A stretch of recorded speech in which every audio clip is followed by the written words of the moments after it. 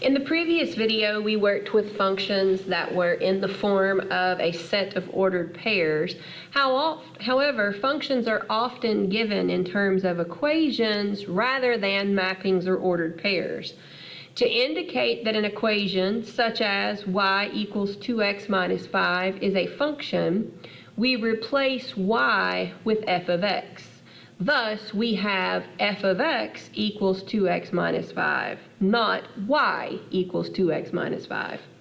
Note, however, that we can still work with f of x equals 2x minus 5 in the same ways that we worked with y equals 2x minus 5.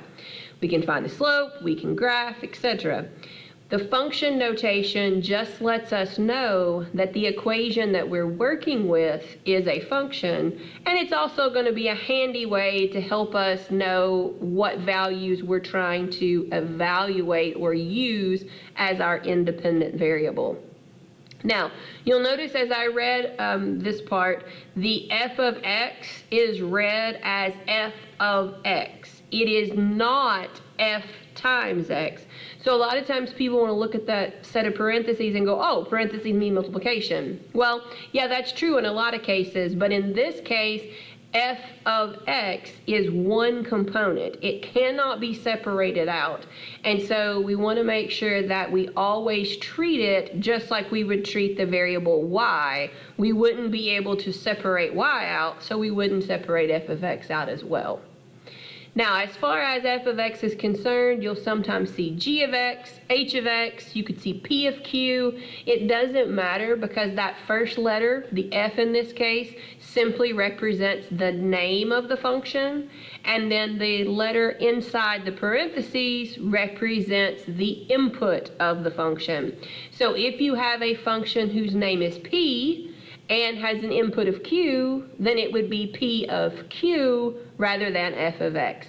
It's just that f, g, and h are the most frequently used names of functions, but that won't always be the case. So for a function y equals f of x, the variable x is still called the independent variable. So in other words, the x value is what we choose or are given. It's independent. And then y, or f of x, is called the dependent variable because the value of y, or f of x, is dependent upon, if I could spell right here, is dependent upon the value of x, or the independent variable. So I told you earlier that function notation provides us with a very easy way to identify what value we're trying to use as our independent variable. And we're going to see that in our next example where we are trying to evaluate a function for certain values of x. And all that really means is everywhere there's an x on the right-hand side of the function, we're going to replace that x with whatever is inside the parentheses. So we're told that f of x is equal to x squared plus 3x plus 5. We want to evaluate f of 3. So everywhere that there is an x, we are going to replace that with a 3. So instead of x squared, we're going to have 3 squared. Instead of 3x, we're going to have 3 times 3. And then we're going to have plus 5. So 3 squared is 9, plus 3 times 3 is 9, plus 5. So 9 plus 9 plus 5 is 23. So f of 3 is actually equal to 23. And it's important to recognize that this is in fact an ordered pair because what was the x value that we plugged in? 3. And what was the y value that we got out, or the f of x value? 23. So we can say that the ordered pair that goes along with f of 3 would be 3, 23. Now we can do the same thing down here for b, except instead of plugging 3 in for x, we're going to plug x plus 3 in everywhere there's an x. So instead of x squared, we're going to have x plus 3 squared, plus, instead of having 3 times x, we're going to have 3 times x plus 3. and then plus 5. Now, remember that when we evaluate x plus 3 squared, that is a binomial being squared, so we have to follow either the special product rule or we have to come to the side and FOIL it. The special product rule for squaring a binomial says to square the first term, so x squared. Then take the product of the two terms, so x times 3 would be 3x, and multiply that by 2, so that gives me 6x, and then square the last term.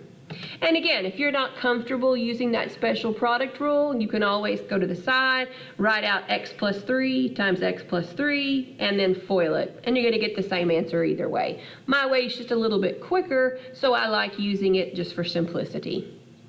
Now we're going to distribute the 3, so we get 3x plus 9, and then we still have the plus 5. Now we're ready to combine our like terms.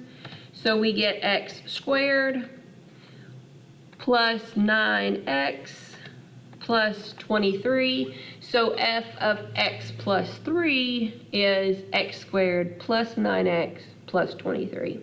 And we could choose that to write that as an ordered pair if we wanted to, although we typically wouldn't write expressions containing variables as an ordered pair because that's really not going to help us graph or anything. So typically we only write the numerical values as an ordered pair.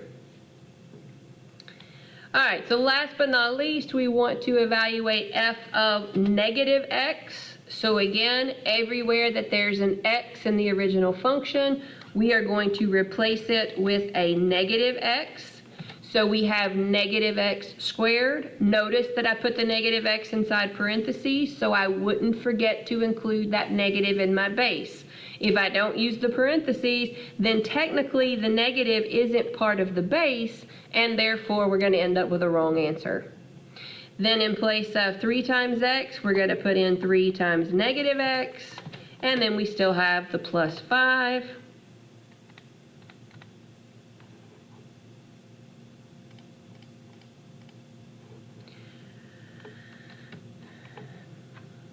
Sorry, a little formatting issue there. So negative x squared, a negative x times a negative x gives us a positive x squared.